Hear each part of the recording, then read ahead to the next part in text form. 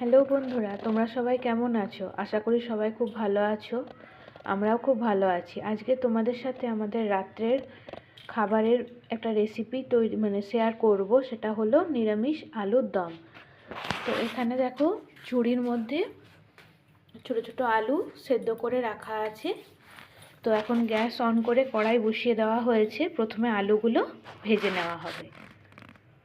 তো এখন দেখো, কড়াইয়ের মধ্যে সর্ষের তেল দিয়ে দেওয়া হচ্ছে। পুরো রান্নাটা কিন্তু সর্ষের তেলেই করা হবে। তো তেলটা গরম হোক, তারপর তোমাদের দেখাচ্ছি। তো তেলটা গরম হয়ে গেছে। এখন সেদ্ধ করে রাখা আলুগুলো তেলের উপরে দিয়ে দেওয়া হচ্ছে। হালকা করে ভেজে নেওয়া হবে। সামান্য নুন দেওয়া হলো, সামান্য হলুদ গুঁড়ো।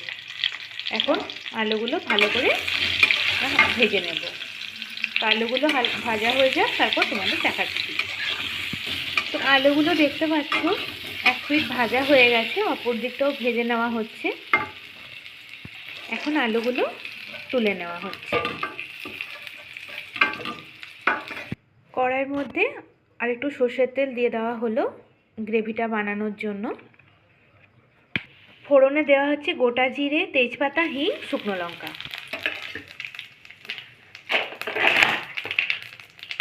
এখন আদা বাটা, এক চামচের বড় চামচের 1 চামচ আদা বাটা দিয়ে দেওয়া হলো।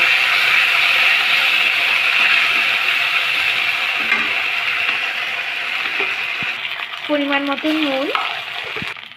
এখন টমেটো আর কাঁচা লঙ্কা বাটাটাও দিয়ে দেওয়া হলো। এখন আদা, টমেটো, কাঁচা লঙ্কা সমস্ত ভালো করে কষিয়ে নেওয়া হবে।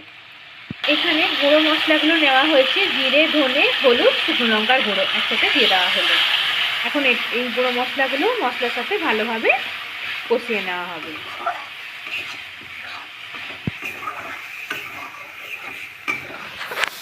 সামান্য জল মশলাটা কষানোর জন্য।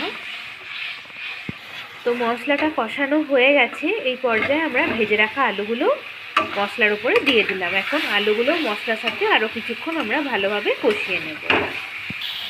তো আলুগুলো মশলার সাথে খুব ভালোভাবে কষানো হয়ে গেছে। এখন পরিমাণ মতন আমরা জল দিয়ে দিলাম। যেহেতু আলুর দম হবে, খুব বেশি তো গ্রেভি হবে না, মাখা মাখা তরকারি হবে। তো যতটা জল প্রয়োজন ততটা দিয়ে দেওয়া হলো।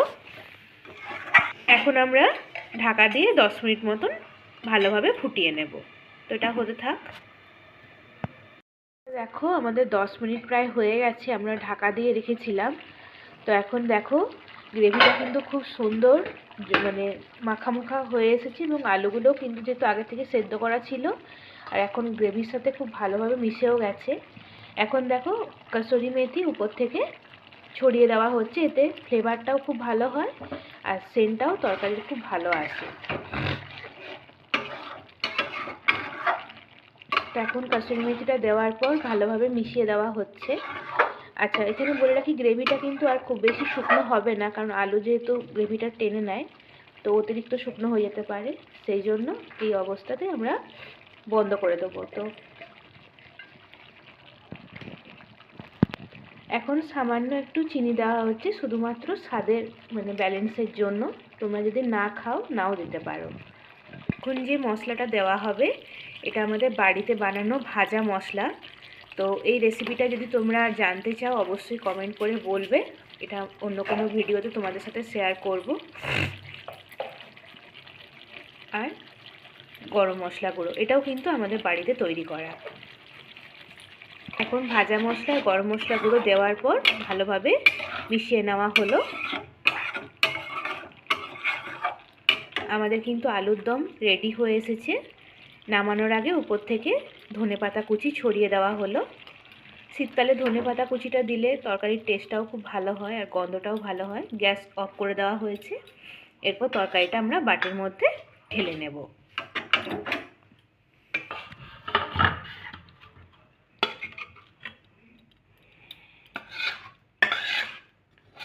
তোমরা এই পদ্ধতিতে বানিয়ে দেখবে, আলুর দম খুবই টেস্টি হয় খেতে। লুচি, রুটি, পরোটা সবের সাথেই তরকারিটা তোমরা পরিবেশন করতে পারো। আর সম্পূর্ণ নিরামিষ তরকারি যেহেতু, তো এটা তোমরা যে কোনো নিরামিষের দিনে খেতে পারো। তো বন্ধুরা দেখো, আমাদের রাত্রেবেলার খাবারের প্লেট কিন্তু একদম রেডি হয়ে গেছে। গরম গরম ফুলকো ফুলকো লুচি, সাথে নিরামিষ আলুর দম। তো আজকে তোমাদের এই ভিডিও কেমন লাগলো অবশ্যই তোমরা কমেন্ট করে জানাবে, এবং আরও নিত্য নতুন রেসিপি জানতে তোমরা অবশ্যই কমেন্ট করবে। আমাদের ভিডিওগুলোতে লাইক করবে, সাবস্ক্রাইব করবে, শেয়ার করবে এবং পাশে থাকা বেল আইকন প্রেস করবে। আমাদের চ্যানেলের নাম হলো P Parvati blogs. Please subscribe. ধন্যবাদ।